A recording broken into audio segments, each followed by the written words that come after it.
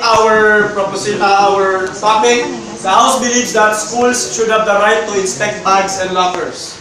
Government side, opposition side, time begins when the Prime Minister is on the podium and starts speaking. Prime Minister, you may go to the podium now. She said no. You may now. You have 3 minutes to speak. So good afternoon, everyone. I am America's Esmeralda, Prime Minister of the government side. So the House believes that schools should have the right to inspect bags and lockers because when students are in the school property, the school, teachers and staff are responsible for the safety of the students. Here. The safety of the students is the number one priority of the school. And the rules are made to keep the students safe. The lockers that belong to the students. And those checks are only there to ensure the safety of all students within the school.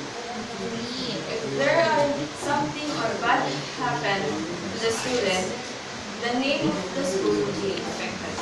So remember, safety first. Thank you. Finishing on the time of 56 seconds. Prime Minister. Shall we repeat? The max limit is 3 minutes. So try to use up all the time. Because we will be deducting points. Okay, so calling to the Sulbaan pa stage the leader of opposition. Saan yung puti sa imo? Time. Good afternoon, everyone. I am Karel, representing about the opposition leader of May puti. May puti. the school doesn't have the right to inspect the bags and the locker of each student because the things of each other student is Ipilit ako the school do not have the right pills ko. to search the Guling puti. lockers. They are the rented May out puti. to the students. But if the Naninipilit the puti. students is the suspicion, then yes, Ha? they do. But what Pili, is kani oh. the Kani nagbitay oh. what is the student does not have any legal Dili na but suka. just plain embarrassing, and it could be costly because the student's parents might save or press charges, and then the schools would have to pay more or less administrator to each lockers, and it's a waste of time. I think Kaspa. there should no lockers such as because kids have to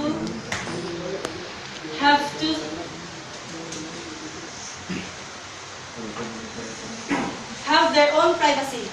Some students carry special things from a big bag who had died that was given to them, and they have on it because it is a special to them. Locker searching should not be allowed because even if it's not student property, the teacher doesn't have the right to inspect the student's locker. Thank you. Okay, finishing with a time of 1 minute and 57 seconds. Thank you. Leader of opposition. We are now calling the Deputy Prime Minister to stage.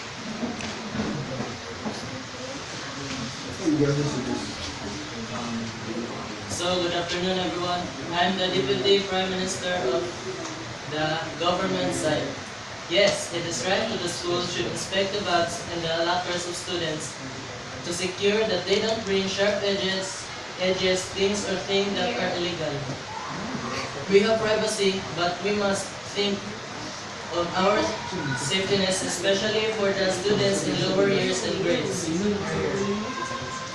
We should be always secure our schools because there are so many students that will be harmed if the school are not secure.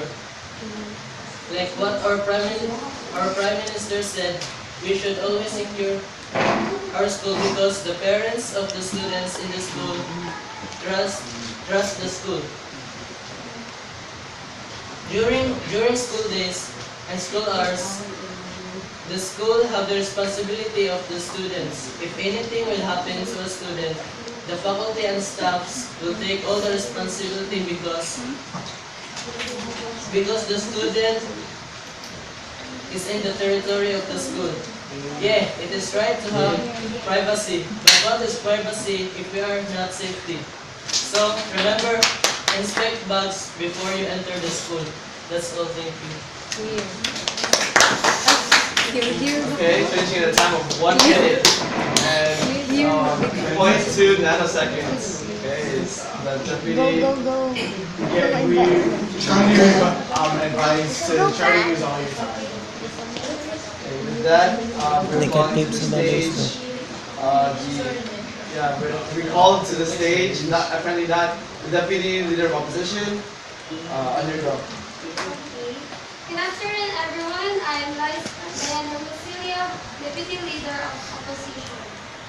The opposition side believes that we do not agree that schools should be able to search students' lockers without their permission. The right of the people to be secure in their persons, houses, papers, and effects against unreasonable searches and seizures shall not be violated, and no warrant shall be issued but upon probable cause supported by oath or affirmation and particularly describing the place to search, and the persons or things to be seized. I also think that the only reason the school should search one's locker is if they have shown suspicious behavior. Students should not be considered suspects unless the teacher has legitimate proof. It can affect the privacy of a student. You can see the important things like napkins are something that's so important to them. It can cause irritation to the in charge of inspecting because there are some students who are not paid. And many students may not be able to attend the first subject in the morning if they arrive late in school. It may cause no grade.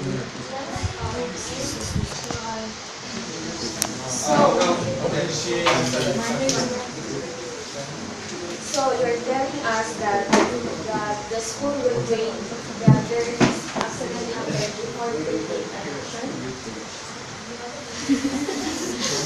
So you're telling us that there must be an accident before the school takes an action?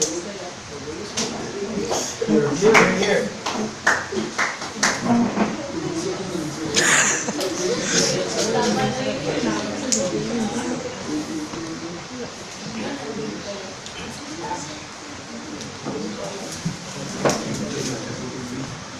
May pa-raise ko kamot ganina sa inyo ari-arian.